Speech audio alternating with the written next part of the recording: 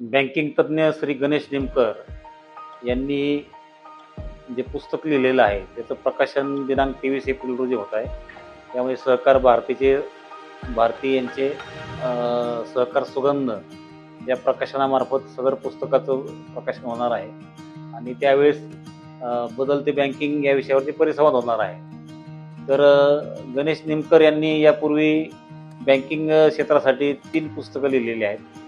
तिन्ही पुस्तकं साधारणपणे बँकेचे कर्मचारी, संचालक यांच्यासाठी ती उपयुक्त आहेत. परंतु जे बँकेत व्यवहार करतात, जे सभासद आहेत, ठेवीदार आहेत, त्यांच्या ठेवीकरता किंवा बँकिंग करताना काय काळजी घ्यायला पाहिजे, म्हणजे आपण जसं म्हणतो साक्षरता, तसं बँकिंग साक्षरता या विषयावर सदरचे पुस्तक त्यांनी लिहिलेलं आहे. सहकारी संस्था, पतसंस्था असेल, बँका असेल, यांच्यासाठी आर्थिक साक्षरता ही महत्त्वाची आहे.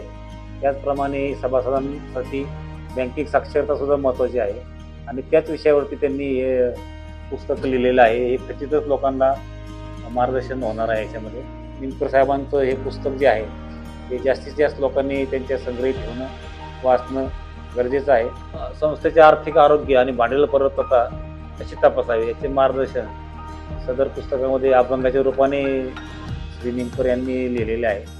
त्यामुळे ते समजण्यामध्ये अतिशय सोपे जाणार आहे. त्यांच्या या कार्यक्रमाला माझ्या वतीने व सहकार खात्याच्या वतीने शुभेच्छा देतो. धन्यवाद.